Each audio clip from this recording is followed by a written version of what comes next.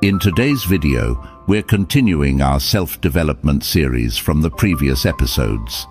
If you're new here or missed the last one, you can check out all the episodes in the playlist that'll pop up at the end of this video. These lessons aren't just educational content, they're a daily, all-encompassing approach to life. Don't forget to subscribe so you don't miss any future episodes. If you're digging this series, show some love by liking the video and dropping a keep it up in the comments below. Life is much like an elaborate banquet, where each moment offers us a variety of experiences and flavors. Just as a gourmet meal requires careful attention to ingredients, preparation, and presentation, living a fulfilling life demands mindfulness, variety, and balance. This metaphor extends beyond mere enjoyment of moments to embracing life's richness, just as one would savor each bite of a well-prepared dish. In this grand feast, the menu is diverse, featuring love, joy, pain, sorrow, success, and failure. How we choose and savor these experiences defines our overall satisfaction and growth. Epicurus, the ancient philosopher, emphasized that while pleasure is essential, moderation is crucial. This idea of selective indulgence can help us avoid the life coma, the state of being overwhelmed by excessive or unbalanced experiences. Moreover, savoring life involves slowing down and being present. Poet Rumi's advice, "Let the beauty of what you love be what you do," echoes this sentiment. It's about finding joy in simple things, appreciating the present, and truly experiencing the richness of life. Mindfulness, much like mindful eating, requires us to pay attention to the present moment, our thoughts and our emotions, allowing us to fully engage with life's banquet. Diversity in experiences, akin to variety in a meal, is also vital. Embracing different cultures, trying new activities, and stepping out of our comfort zones enrich our lives. The phrase, "variety is the spice of life," aptly captures this notion, reminding us to seek out and appreciate the multitude of experiences available to us. However, moderation remains key. Just as overindulging in food can lead to discomfort, overindulging in any aspect of life can result in burnout or dissatisfaction. Finding a balance that works for us ensures we enjoy life's offerings without detrimental effects. Additionally, sharing our experiences with others enhances our enjoyment and creates meaningful connections, aligning with Aristotle's view that humans are inherently social beings. Real-world examples illustrate these concepts. The adventurous traveler immerses themselves in local cultures, savoring each unique experience. The passionate artist creates for joy and expression, not merely for fame. The lifelong learner constantly seeks new knowledge, viewing life as a continuous journey of growth. These examples show that by practicing mindful living, embracing variety, and sharing our experiences, we can turn life's banquet into a truly fulfilling feast. Now let's get started. Lesson 1. The Banquet of Life, your philosophical guide to feasting without the food coma. All right, folks, let's talk about life as a banquet. No, we're not talking about an all-you-can-eat buffet or a fancy 5-course meal, although those can be pretty awesome. We're talking about the metaphor of life as a feast, a rich and varied experience filled with flavors, textures, and aromas. The menu of life. Life offers us a vast menu of experiences: love, joy, pain, sorrow, success, failure, and everything in between. It's up to us to choose what we want to sample, how much we want to indulge, and how we want to savor each bite. As the philosopher Epicurus put it, pleasure is the beginning and end of the blessed life. But he also emphasized the importance of moderation and choosing pleasures wisely. The art of savoring. Just like a good meal, life is meant to be savored. It's not about rushing through each course or gorging ourselves on empty calories.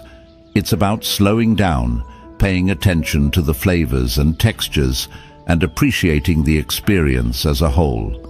As the poet Rumi said, "Let the beauty of what you love be what you do." In other words, find joy in the simple things, appreciate the present moment, and savor the richness of life. The philosophical foodie. 1. Mindful eating. Just like mindful eating, where we pay attention to the taste, texture, and aroma of our food. Mindful living involves paying attention to the present moment, our thoughts, our emotions, and our experiences. 2. Variety is the spice of life. Don't limit yourself to a single flavor or cuisine. Explore different cultures, try new things, and step outside your comfort zone. As the saying goes, variety is the spice of life. 3.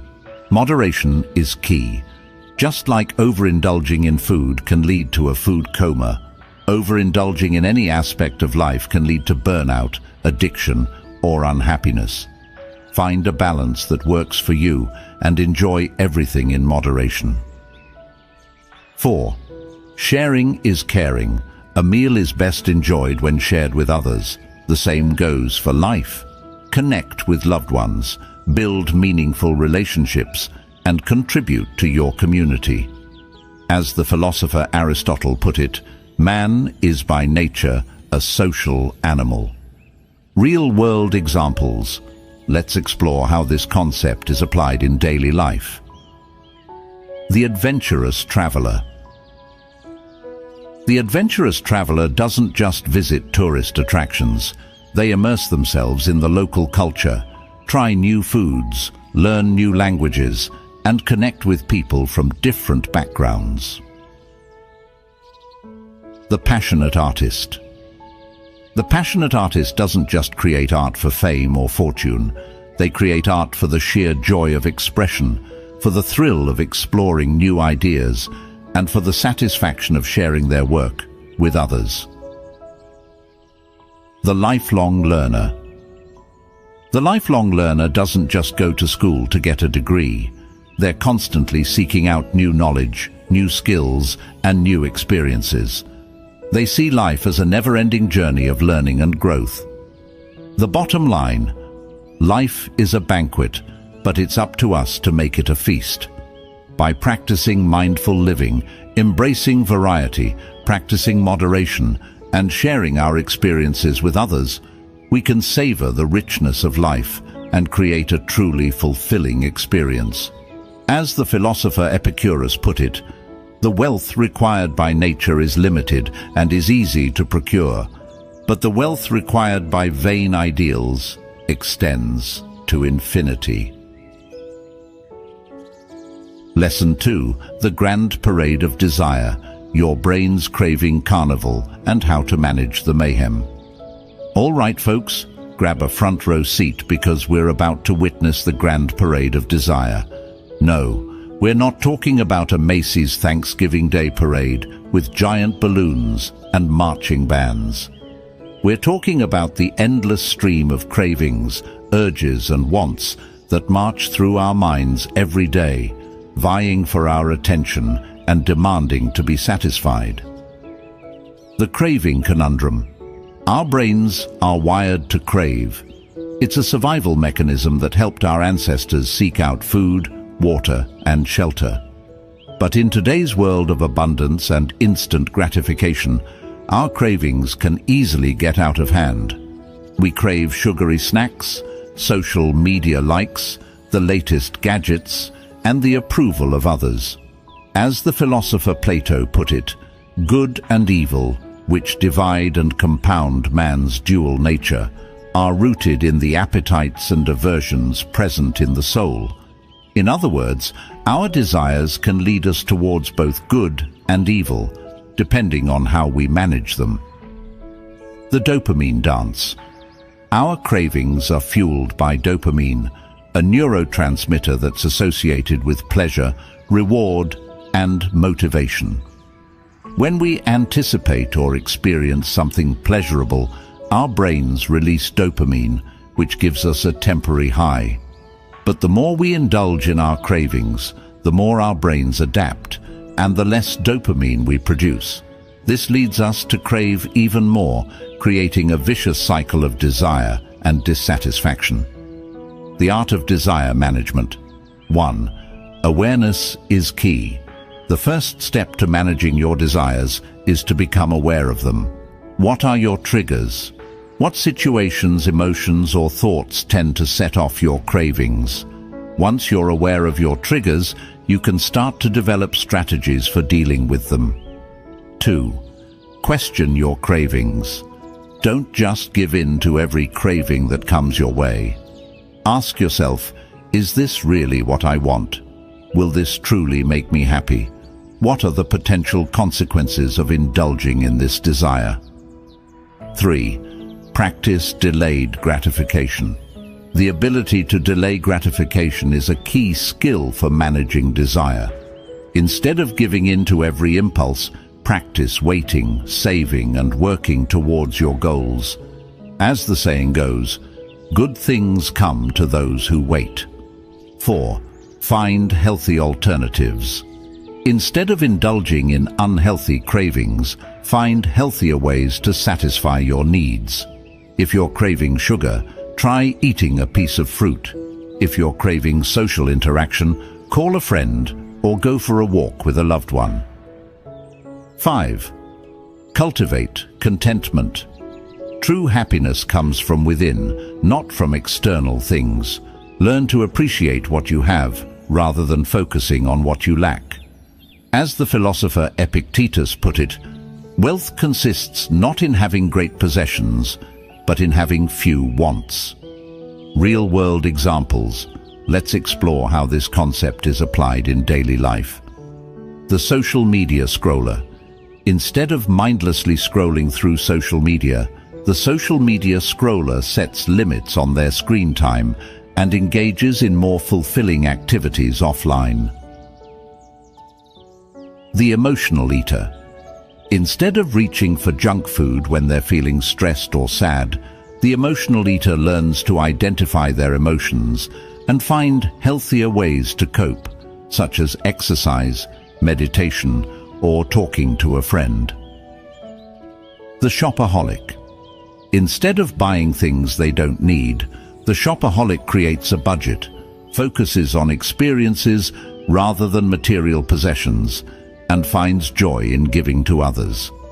The bottom line: desire is a natural part of the human experience, but it doesn't have to control us. By becoming aware of our cravings, questioning our impulses, practicing delayed gratification, finding healthy alternatives, and cultivating contentment, we can manage our desires and create a life that's more balanced, fulfilling, and joyful. As the philosopher Aristotle put it, the ultimate value of life depends upon awareness and the power of contemplation rather than upon mere survival. Lesson 3. Wish not, want not. The art of contentment in a world of want. All right, folks, let's dive into a concept that's kinda like a life hack for happiness. Wish not, want not. Now, I know what you're thinking. Easy for you to say, philosophy guru, but I want that new phone, car, designer handbag. But hold your horses, because we're not talking about denying yourself basic needs or pleasures. We're talking about a mindset shift, a way of approaching life that can lead to a deeper, more lasting sense of satisfaction. The wanting whirlpool. Let's be real, we live in a world that's constantly telling us we need more stuff to be happy. We're bombarded with ads, social media posts, and peer pressure that make us feel like we're missing out if we don't have the latest and greatest. It's a never-ending cycle of wanting, getting, and then wanting something else. But here's the kicker. This constant craving is a recipe for unhappiness. As the philosopher Schopenhauer put it, wealth is like seawater. The more we drink, the thirstier we become. In other words, the more we chase after external things, the more we want, and the less satisfied we feel. The contentment compass. So, how do we break free from this wanting whirlpool and find a calmer, more contented state of mind? 1. Gratitude. Attitude. Instead of focusing on what you lack, focus on what you have. Take time each day to appreciate the good things in your life, your health, your loved ones, your home, your talents. As the saying goes, gratitude turns what we have into enough. 2. Needs versus wants. Get clear on the difference between your needs and your wants. Needs are the things that are essential for your survival and well-being: food, water, shelter, clothing. Wants are the things that are nice to have, but not necessary. The latest iPhone, designer clothes, a fancy car. By focusing on your needs and being mindful of your wants, you can avoid getting caught up in the endless cycle of consumerism. 3. Mindful consumption. When you do indulge in your wants, do so mindfully. Savor the experience, appreciate the craftsmanship, and be grateful for the opportunity to enjoy it. Don't let your wants become mindless habits or compulsive behaviors. 4. Find joy in the simple things. Happiness isn't about having a lot of stuff. It's about appreciating the simple pleasures of life: a good conversation, a walk in nature, a home-cooked meal. As the poet Rumi said, "Sell your cleverness and buy bewilderment." 5. Cultivate inner peace. True contentment comes from within, not from external things. Practice mindfulness, meditation, or other spiritual practices that help you connect with your inner self and find peace in the present moment. Real-world examples. Let's explore how this concept is applied in daily life. The minimalist movement. The minimalist movement is all about simplifying your life by focusing on what truly matters and letting go of excess stuff.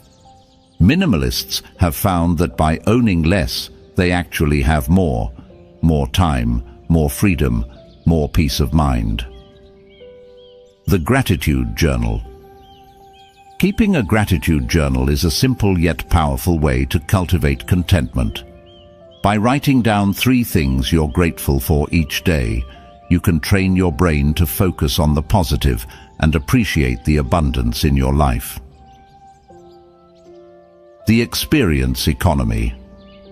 The rise of the experience economy shows that people are increasingly valuing experiences over material possessions. Instead of buying the latest gadget, people are spending their money on travel, concerts, workshops, and other experiences that create lasting memories.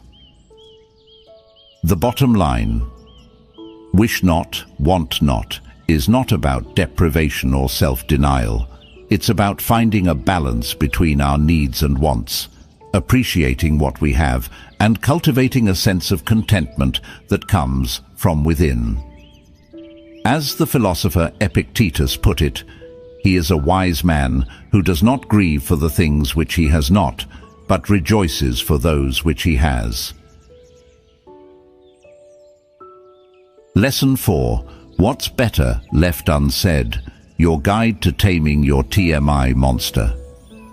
All right, folks, let's have a real talk about something we all struggle with: knowing when to shut our traps. No, we're not talking about keeping secrets or hiding the truth. We're talking about the art of discretion, the wisdom of knowing what's better left unsaid, and the power of silence in a world that's constantly bombarding us with noise. The oversharing epidemic. Let's face it, we live in an age of oversharing. Social media has turned us into a generation of TMI, too much information addicts. We post every detail of our lives online, from what we had for breakfast to our deepest insecurities. We vent our frustrations on Twitter, air our dirty laundry on Facebook, and share our opinions on everything from politics to pop culture. But here's the thing, not everything needs to be shared. Some things are better left unsaid, for our own sake and for the sake of others. The philosophical filter. The ancient philosophers like Socrates and Confucius understood the importance of discretion. They believed that words have power and that we should choose our words carefully. As Socrates put it, strong minds discuss ideas, average minds discuss events, weak minds discuss people. So, how do we develop a philosophical filter for our words and avoid the pitfalls of oversharing? 1. The think before you speak. Challenge. Before you open your mouth or hit send, take a moment to pause and reflect. Ask yourself, is this necessary? Is this kind? Is this helpful? Is this the right time and place to say this? 2. The empathy test. Put yourself in the other person's shoes. How would you feel if someone said this to you? Would it hurt your feelings? Would it damage your relationship? If so, maybe it's better left unsaid. 3. The confidentiality clause. Respect other people's privacy. Don't share personal information about others without their permission. Gossip is a toxic form of communication that can damage relationships and reputations. 4. The silent treatment for yourself.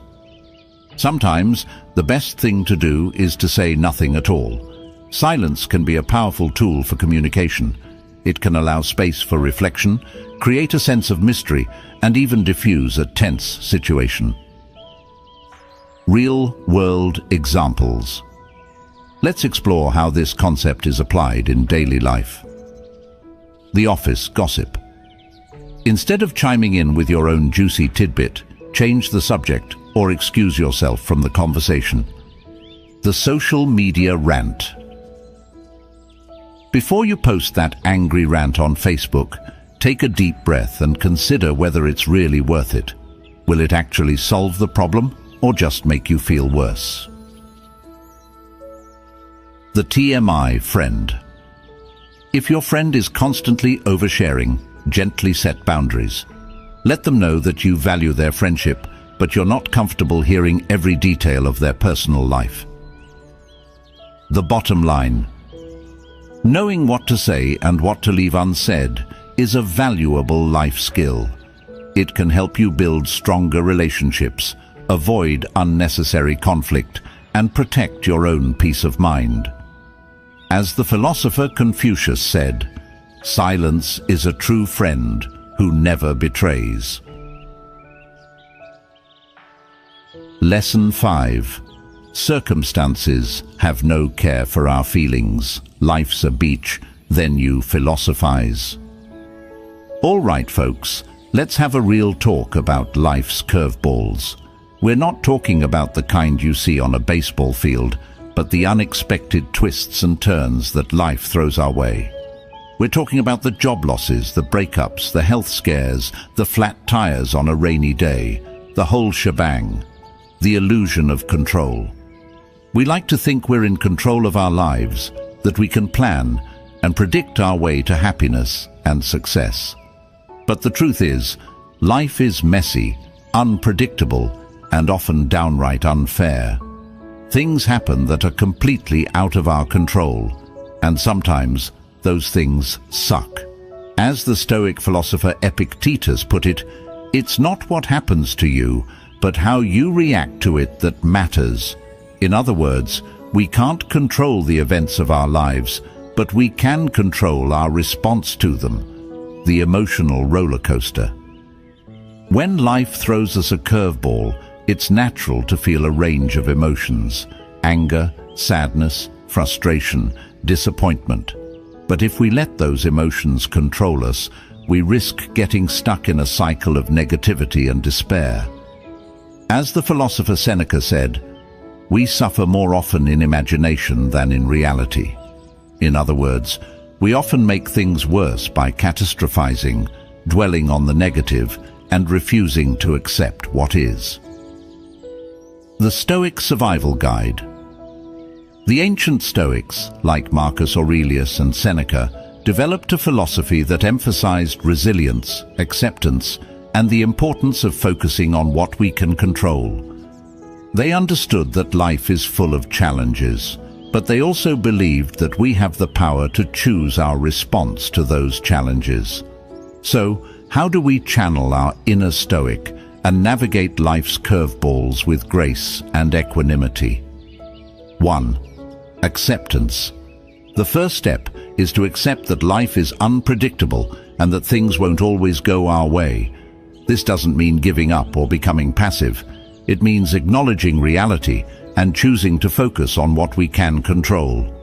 2. Perspective.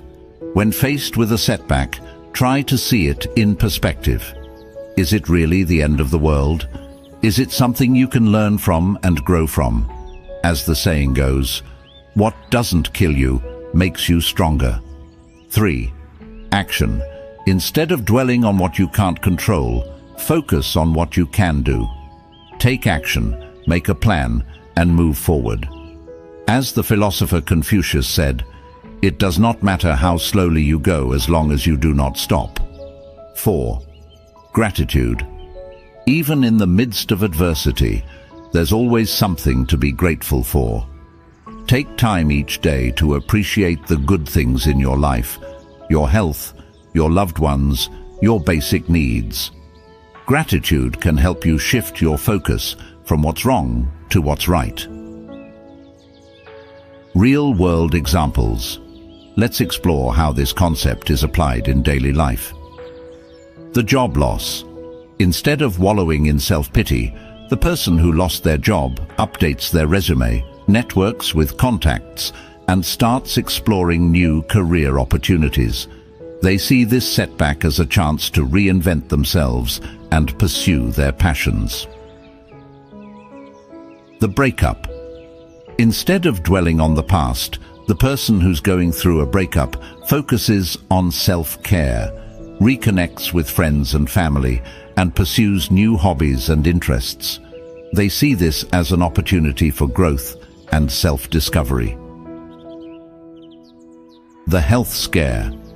Instead of giving in to fear and despair, the person facing a health scare seeks out the best possible treatment, makes lifestyle changes, and focuses on staying positive and hopeful. They see this as a challenge to overcome and an opportunity to prioritize their health and well-being. The bottom line: life is full of unexpected twists and turns. But by accepting what we can't control, focusing on what we can, practicing gratitude, and taking action, we can navigate life's challenges with resilience, grace, and even a touch of humor. As the philosopher Friedrich Nietzsche said, "That which does not kill us makes us stronger." Lesson 6. The real source of harm. What's really hurting? You ain't what you think. All right, folks, let's get real about something that's been bugging humanity since, well, forever: harm. We're not talking about stubbed toes or paper cuts here. We're diving deep into the gnarly stuff, the emotional pain, the mental anguish, the existential dread that can leave us feeling like we've been hit by a truck. The usual suspects. When we think about what causes us harm, we usually point the finger at external factors. It's that jerk who cut us off in traffic, the boss who yelled at us, the friend who betrayed us, the news cycle that's a never-ending dumpster fire. But here's the kicker. While those things can definitely sting, they're not the real source of our suffering. The philosophical smackdown. The ancient Stoics, those wise dudes from way back, had a different take on this whole harm thing. They believed that it's not the external events themselves that cause us pain, but our judgment of those events. As Epictetus put it, people are not disturbed by things, but by the views they take of them. In other words, it's not the breakup that's killing you. It's the story you're telling yourself about the breakup. the "I'll never find love again" or "I'm not good enough" narrative that's playing on repeat in your head. The judgment jukebox. Think of your mind like a jukebox. It's got a whole bunch of records, beliefs, assumptions, interpretations that it can play. When something bad happens, it's easy to let the jukebox default to the "woe is me" playlist. But here's the thing, you have the power to change the record. You can choose to play a different tune, one that's more empowering, more resilient, more aligned with your values. So, how do we reprogram our mental jukebox and stop letting external events dictate our emotional state? 1. Awareness is key. The first step is to become aware of your thoughts and judgments. When something bad happens, notice how you're interpreting the situation. Are you catastrophizing? Are you personalizing? Are you jumping to conclusions? 2. Challenge your assumptions. Don't just accept your thoughts as gospel truth. Question them, challenge them, and look for evidence to support or refute them. As the philosopher Socrates said, "The unexamined life is not worth living." 3. Reframe your perspective. Instead of focusing on the negative, look for the silver lining. What can you learn from this experience? How can you grow stronger as a result? As the saying goes, what doesn't kill you makes you stronger. 4. Choose your response. You can't always control what happens to you, but you can always control how you respond. You can choose to react with anger, resentment, and self-pity, or you can choose to respond with grace, compassion, and understanding. Real-world examples. Let's explore how this concept is applied in daily life. The fired employee. Instead of seeing their job loss as a personal failure, they can reframe it as an opportunity for growth and a chance to pursue a more fulfilling career. The cheated-on partner. Instead of wallowing in self-blame and resentment, they can choose to forgive their partner or not, learn from the experience, and move on with their life. The criticized artist. Instead of internalizing the criticism and doubting their talent, they can use it as feedback to improve their work and grow as an artist. The bottom line, the real source of harm isn't out there in the world, it's in our own minds. By becoming aware of our thoughts, challenging our assumptions, reframing our perspective, and choosing our response, we can break free from the cycle of suffering and create a life that's more resilient, joyful, and fulfilling. Lesson 7. Timeless Wisdom, Your Cheat Codes for Life. Ancient Philosophers Edition. All right, folks, let's talk about wisdom. Not the "I've lived a long life and seen it all" kind of wisdom, but the timeless kind that's been passed down through the ages from some of the greatest minds in history. We're talking about the wisdom of the ancient philosophers, those deep thinkers who pondered the big questions of life, the universe, and everything. The wisdom wellspring. Think of the ancient philosophers as a wellspring of wisdom, a source of timeless insights that can still guide us today. These guys weren't just armchair intellectuals. They were actively engaged in the world, grappling with the same challenges and dilemmas that we face today: love, loss, fear, ambition, meaning, purpose. As the philosopher Socrates famously said, "The unexamined life is not worth living," but we could also say, "The unexamined wisdom is not worth having." So, why should we tap into this ancient wisdom? What can it offer us in our modern lives? 1. Perspective shift. The ancient philosophers offer us a different lens through which to view the world. They challenge our assumptions, broaden our perspectives, and help us see things in a new light. It's like putting on a pair of X-ray glasses and seeing beneath the surface of things. 2. Timeless truths. While the world has changed a lot since the time of the ancient Greeks and Romans, human nature hasn't. The same fears, desires, and struggles that plagued them still plague us today. The wisdom of the ancient philosophers offers timeless insights into these universal human experiences. 3. Practical guidance. The ancient philosophers weren't just interested in abstract theories. They were also concerned with practical ethics, how to live a good life, and how to navigate the challenges of the human condition.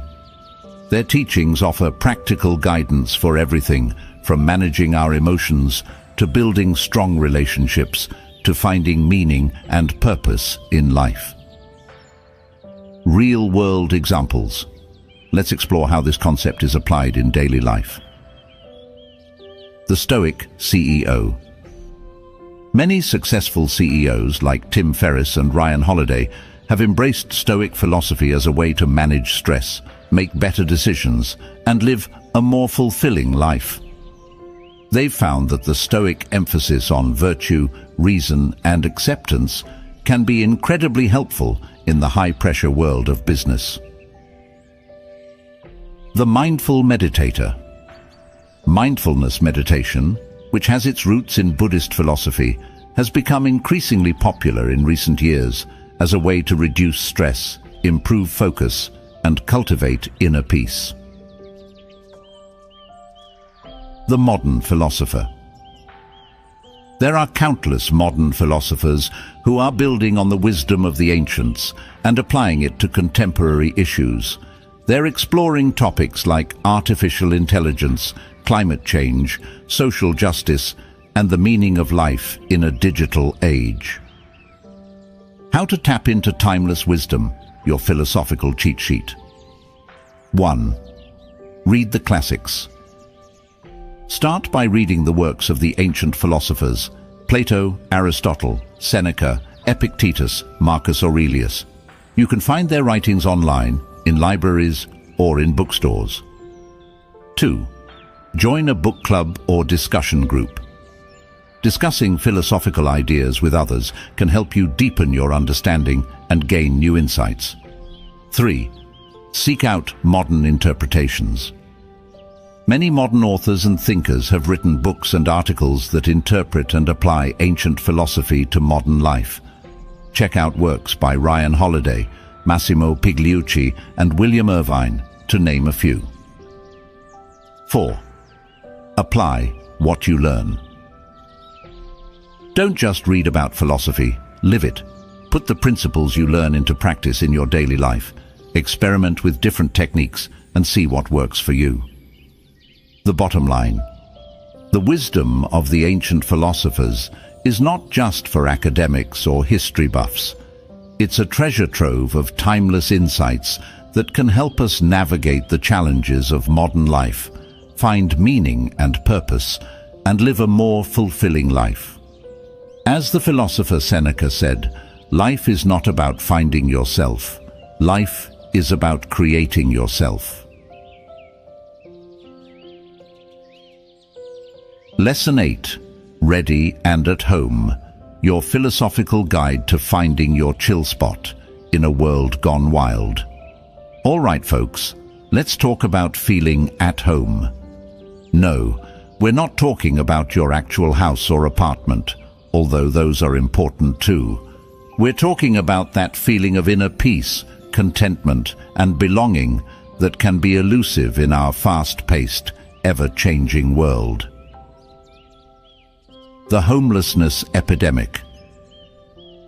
In today's world, it's easy to feel like we're constantly on the move, chasing after the next big thing, never quite feeling settled or at peace. We're bombarded with messages telling us we need to be more productive, more successful, more connected. But all this striving can leave us feeling empty, exhausted, and disconnected from ourselves. As the philosopher Seneca put it, "It is not the man who has too little, but the man who craves more, that is poor." In other words, true wealth lies not in external possessions or achievements, but in inner peace and contentment. The philosophical home base. The ancient Stoics like Marcus Aurelius and Epictetus believed that true happiness comes from within, not from external circumstances. They taught that we can find peace and contentment by focusing on what we can control, our thoughts, our actions, our values, and accepting what we can't control, the weather, other people's opinions, the economy. As Marcus Aurelius put it, "Nowhere can man find a quieter or more untroubled retreat than in his own soul." So how do we create a home within ourselves, a place of refuge where we can always feel safe, secure, and at peace? 1. Cultivate inner peace. This means learning to quiet the mind, manage our emotions, and find a sense of stillness in the midst of chaos. Practices like meditation, mindfulness, and yoga can be helpful tools for cultivating inner peace. 2. Connect with your values. What are the things that are most important to you? What are your core beliefs and principles? By connecting with our values, we create a sense of purpose and meaning in our lives, which can help us feel more grounded and at home in the world. 3. Build strong relationships. We are social creatures, and our relationships are essential to our well-being. Invest time and energy in building strong, supportive relationships with family, friends, and loved ones. These relationships can provide a sense of belonging, love, and security. 4. Embrace simplicity. Our lives are often cluttered with material possessions, commitments, and distractions. By simplifying our lives, we can create more space for what truly matters and find more peace and contentment in the present moment. 5. Find your happy place. This could be a physical place, like a cozy corner in your home, a park bench, or a quiet beach. Or it could be a mental space, like a hobby you enjoy, a creative project you're working on, or a spiritual practice that brings you peace. Real-world examples. Let's explore how this concept is applied in daily life. The digital nomad. Digital nomads are people who work remotely and travel the world. While they might not have a traditional home, they often create a sense of home wherever they go by establishing routines, connecting with local communities, and finding spaces where they feel comfortable and at peace. The minimalist family. Minimalist families have intentionally downsized their possessions and simplified their lives. They've found that by owning less, they have more time and energy to focus on what truly matters: their relationships, their health, and their passions. The Zen Master. Zen masters are known for their ability to find peace and tranquility in the midst of chaos. They cultivate mindfulness, practice meditation, and live in accordance with their values. The bottom line: feeling at home is not about having a fancy house or a lot of stuff. It's about cultivating inner peace, connecting with your values, building strong relationships, embracing simplicity, and finding your happy place. As the philosopher Lao Tzu put it, "Be content with what you have, rejoice in the way things are. When you realize there is nothing lacking, the whole world belongs to you." Lesson 9. The best retreat is in here, not out there. Your mind's the ultimate staycation. All right, folks, let's talk about finding peace and quiet in this crazy, chaotic world. We're not talking about booking a fancy spa retreat or jetting off to a remote island, although those sound pretty sweet. We're talking about a different kind of retreat, one that's always available to you, no matter where you are or what's going on in your life. We're talking about the retreat into your own mind. The retreat mirage. We often think of retreats as physical escapes, a chance to get away from it all, to disconnect from the daily grind and to recharge our batteries. And while those things can be beneficial, they're not always possible or practical. Plus, they don't address the root of the problem, the fact that our minds are often the source of our own stress and anxiety. As the philosopher Seneca put it, "It is not the man who has too little, but the man who craves more that is poor." In other words, true peace and contentment come from within, not from external circumstances. The inner sanctuary. The ancient Stoics, like Marcus Aurelius and Epictetus, understood the importance of cultivating an inner sanctuary, a place of calm, clarity, and resilience that we can access at any time. They believed that by training our minds, we can find peace and tranquility even in the midst of chaos. As Marcus Aurelius put it, "Nowhere can man find a quieter or more untroubled retreat than in his own soul."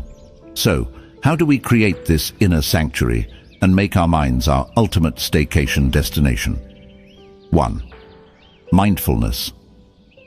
Meditation. Mindfulness is the practice of paying attention to the present moment without judgment. It's about observing our thoughts and feelings without getting caught up in them. Regular mindfulness practice can help us cultivate a sense of inner peace and calm. 2. Journaling. Writing down our thoughts and feelings can be a powerful way to process emotions, gain clarity, and connect with our inner selves. It's like having a therapy session with yourself, without the copay. 3. Nature therapy. Spending time in nature has been shown to have numerous benefits for our mental and physical health. It can reduce stress, improve mood, and boost creativity. So, take a walk in the park, go for a hike in the woods, or simply sit outside and soak up the sun. 4. Creative expression. Engaging in creative activities like painting, writing, music, or dance can be a form of meditation in motion. It allows us to tap into our subconscious mind, express our emotions, and find a sense of flow. 5.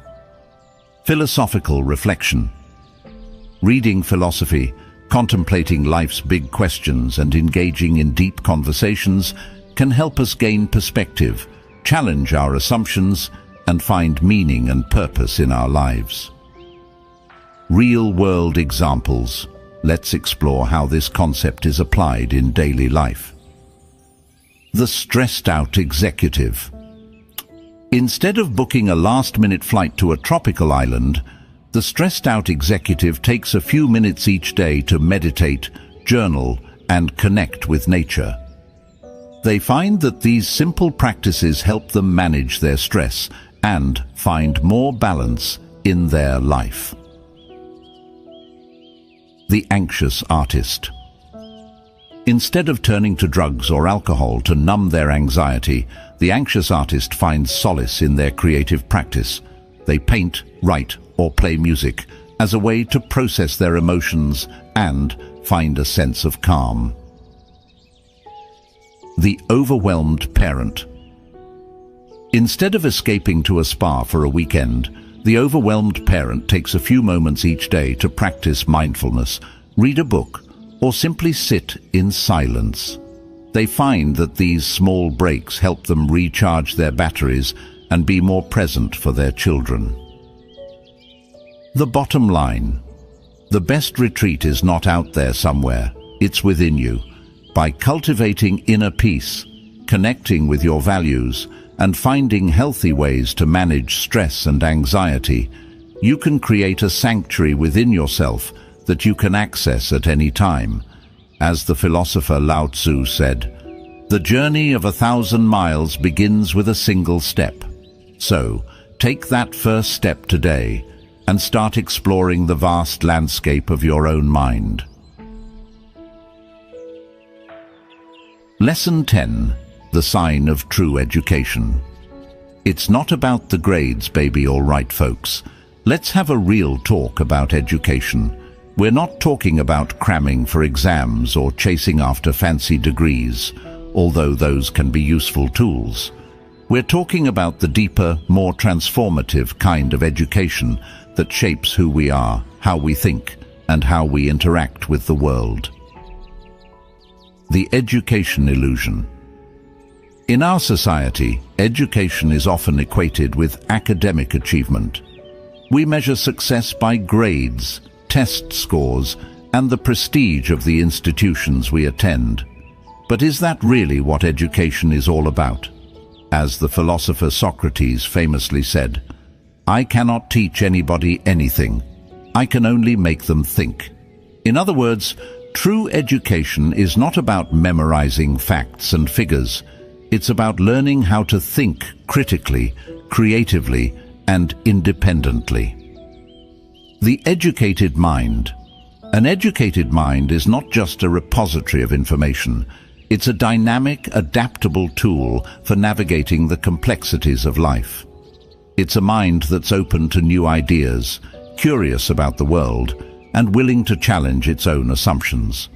As the philosopher Aristotle put it, the educated differ from the uneducated as much as the living differ from the dead. In other words, education is not just about acquiring knowledge, it's about coming alive, awakening to the full potential of our minds and our spirits. So, what are the signs of a truly educated person? 1. Curiosity. A truly educated person is insatiably curious. They're always asking questions, seeking out new information, and exploring different perspectives. They're not afraid to challenge the status quo or to question their own beliefs. 2. Critical thinking. A truly educated person is a critical thinker. They're able to analyze information, evaluate evidence, and draw their own conclusions. They're not easily swayed by propaganda, misinformation, or emotional appeals. 3. Open-mindedness. A truly educated person is open-minded. They're willing to consider different viewpoints, even if they don't agree with them. They're not afraid to change their minds when presented with new evidence or a compelling argument. 4. Empathy. A truly educated person is empathetic. They're able to understand and share the feelings of others. They're compassionate, kind, and respectful of different cultures and perspectives. 5. Humility. A truly educated person is humble. They recognize that they don't have all the answers, and they're always open to learning more. They're not afraid to admit when they're wrong or to ask for help when they need it. Real-world examples. Let's explore how this concept is applied in daily life. The self-taught programmer. The self-taught programmer didn't go to a fancy university, but they're constantly learning new coding languages, experimenting with new technologies, and building innovative products. They're a testament to the power of curiosity, self-directed learning, and a growth mindset. The lifelong learner. The lifelong learner is always taking courses, attending workshops, reading books, and engaging in intellectual conversations. They see education as a lifelong journey, not a destination. The thoughtful citizen. The thoughtful citizen is engaged in their community, informed about current events, and willing to participate in civil discourse. They understand that democracy depends on an educated citizenry, and they take their responsibilities seriously. The bottom line: true education is not about grades, degrees, or accolades. It's about cultivating a curious, critical, open-minded, empathetic and humble approach to life. It's about becoming a lifelong learner, a thoughtful citizen, and a compassionate human being. As the philosopher Plutarch put it, the mind is not a vessel to be filled, but a fire to be kindled. So, there you have it, folks. Life is like a banquet, and it's up to us to enjoy it mindfully and meaningfully. Remember, it's not just about rushing through courses, but savoring each moment. What's on your life menu today? Are you tasting the variety or stuck on one flavor? Share your thoughts in the comments, and don't forget to subscribe for more philosophical bites to enrich your everyday living. Until next time, keep feasting on life.